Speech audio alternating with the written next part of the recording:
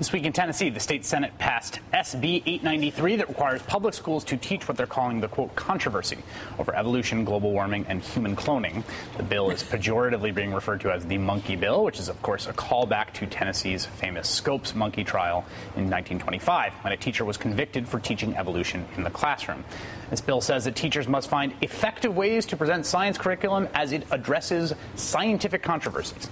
As you can imagine, the Tennessee members of the National Academy of Sciences expressed their opposition to the bill and its companion bill in the House, HB 368, with a letter to the Tennessee House Education Committee. It reads, "These bills encourage teachers to emphasize what are misdescribed as the scientific weaknesses of evolution, which in practice are likely to include scientifically unwarranted criticisms of evolution. As educators whose teaching involves and is based on evolution, we affirm that evolution is a central and crucial part of science education. Neglecting evolution is pedagogically irresponsible." Right now, I want to bring in Richard Dawkins, evolutionary biologist, professor at the University of Oxford. His latest book is called The Magic of Reality, How We Know What's Really True. And he was one of the speakers also at yesterday's Reason Rally in Washington. Mr. Dawkins, welcome. Thank you.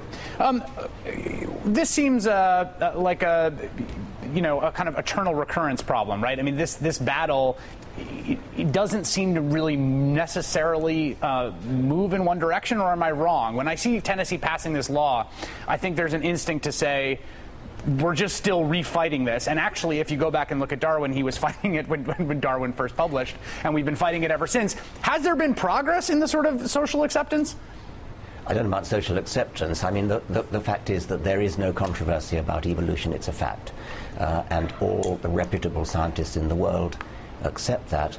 There is, of course, interesting controversy in science, and it's important that children should be exposed to the fact that scientists don't always agree. Sometimes the evidence is not all in, so that's fair enough. But as for teaching the controversy over evolution, what controversy? You might as well teach, in addition to the sex theory of where babies come from, the stork theory of where babies come from.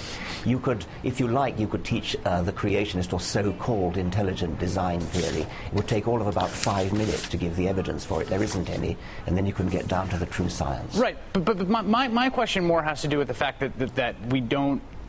That these bills keep surfacing, right? That we go through these kind of bouts in which there was obviously Scopes trial in 1925. I remember about 5 or 6 years ago there was a big Pennsylvania trial that was more or less along these lines. And so, I guess my question is there some percentage of the population that simply because of their faith tradition or the figures in authority that they trust, as opposed to the figures in authority that you or I or some of the viewers may trust, are just not going to accept this? Is this sort of a battle that will never be won in your mind? Ever since the 1980s, Gallup polls have shown that more than 40% of the American people believe that the world is less than 10,000 years old. Now, that's an astonishing error. These people have the vote. These people are ignorant of science, and they are voting in politicians who are also ignorant of science, but lots of people who yield power. Yeah, but lots of people who are ignorant about a lot of things have the vote. I mean, that is sort of the crucial principle of democracy, right? That's exactly right, and that's why we have representative democracy rather than having plebiscites like they do in some cantons of Switzerland. But when you have politicians who are apparently swaying to the wind of public opinion and who are legislating for truly ludicrous anti-scientific laws like this, then I think democracy is in trouble, and we need to look at how to remedy this problem. I was very interested in hearing the earlier discussion and the suggestion that there might be too much religion in politics. In a funny kind of way, I wonder whether there's too little and whether there's a sort of taboo against challenging politicians with their religious beliefs. So, for example, if you have a presidential candidate, say, who says he's a Roman Catholic, challenge him publicly. Do you seriously believe that the wafer turns into the body of Christ? Do you really believe that the wine turns into the blood? Don't let him get away with truly ridiculous beliefs without challenging them. There's a lot of feelings about that approach. I think that way lies ruin and civil war, basically. But Bob, I want you to respond to that right after we take this break. If your beliefs are as strong scientifically as you seem to believe they are, what's the problem with them being tested? You're going to decide on the mindset, the the training, the intelligence, and the future of this nation from your classroom, from what you and your colleagues deem necessary. And I find that totally anti-American. As the State Rep John DeBerry defending this Tennessee law, which we were just referencing, which is sort of a teach the controversy law, we have Richard Dawkins via satellite, who just made, I think, an extremely provocative point that a lot of people on the panel had strong feelings about, which is basically that in the public realm, if religion is invoked in the public realm, then we should subject public figures who invoke it to skepticism and debate on the articles of doctrinal faith. For instance, the miracle of transubstantiation that constitutes the communion ritual in the Catholic Church, the church in which I was raised, the church in which my father was a Jesuit seminarian for 7 years. But that, to me, I'll just say from my own part of it, that seems like a recipe for the worst kind of debate, because everybody's private beliefs in this sphere are completely preposterous to outsiders, and what you end up with is a whole variety of cross-channel antagonism, hostility. Bob, you seemed like you wanted to respond as well. Yeah, well, I think on the one hand, it's fine when people invoke religious belief to defend their views on public policy, to point out to them that they can't expect that argument to have traction with the larger world beyond their faith. That's fine. If you mean confronting them in that sense, fine. But when you go around, challenging their theological beliefs, and actually I know Richard goes further. I mean, USA Today quoted him as saying, I think at this rally maybe, that people should show, quote, ridicule and contempt for religion. And I just think that undermines the goals that Richard and I share. I think we both would like for fundamentalists in Tennessee not to inflict religion on the science curriculum. And the question is how to keep them from doing it. And I think there's a lot of evidence that what makes fundamentalists more fundamentalist and more inclined to do that is a sense of threat. And siege. When you have a sense of siege, and when you have arguably the world's leading Darwinian, Richard Dawkins, associating Darwinism with the idea that we should show contempt for religion, I just think that's counterproductive. Richard, would you like to respond as the world's leading Darwinian? I'm not the world's leading Darwinian. I'm not accepting that. I think that we're making too much of a deal of private beliefs versus public beliefs. You challenge a candidate about his beliefs on taxation, about military policy and so on. Why don't you challenge his beliefs about what he thinks about the universe and the world? If I'm a voter... You don't think those are distinct?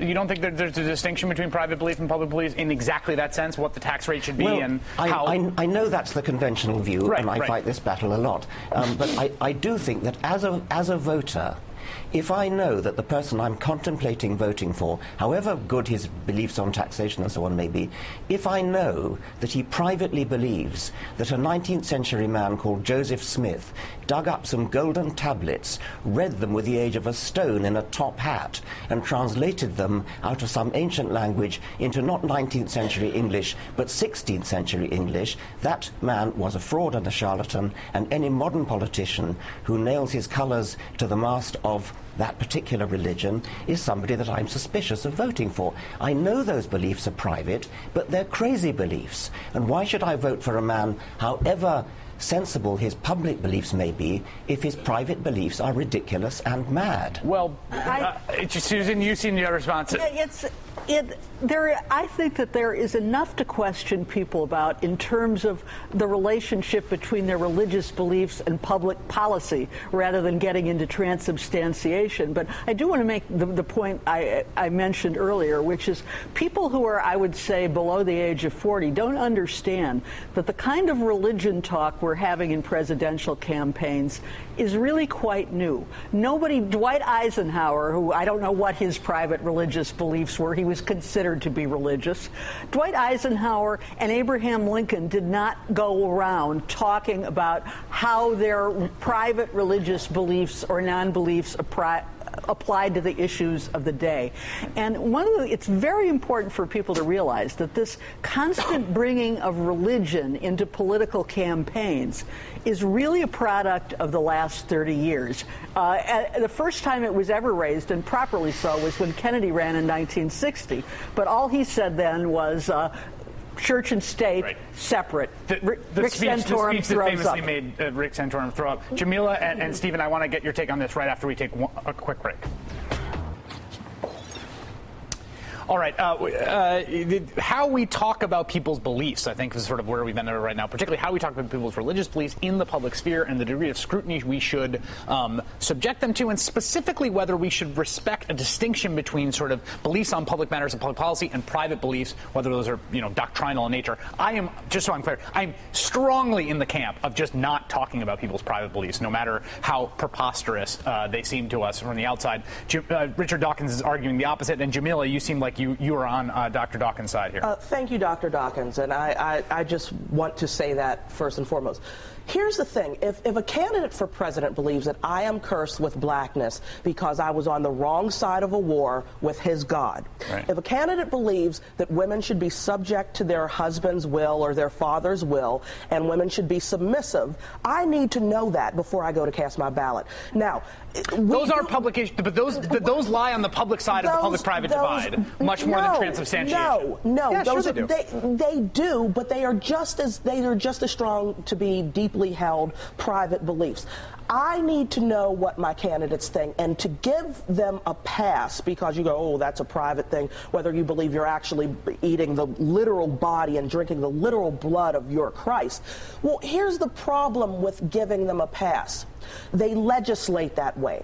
There's no inclination to fix problems if you believe that your God is going to come back in your lifetime and rapture all you good people up and leave us sinners behind to deal with the fallout from whatever issue.